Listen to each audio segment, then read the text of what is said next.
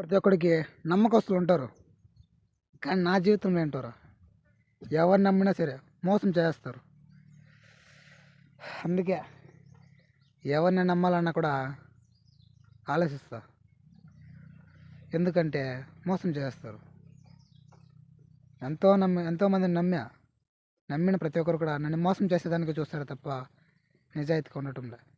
నేను ఎంతలా వాళ్ళ దగ్గర నిజాయితీగా ఉన్నా కూడా, ఎంత విశ్వాసంగా ఉన్నా కూడా నాకు మోసం చేస్తారు.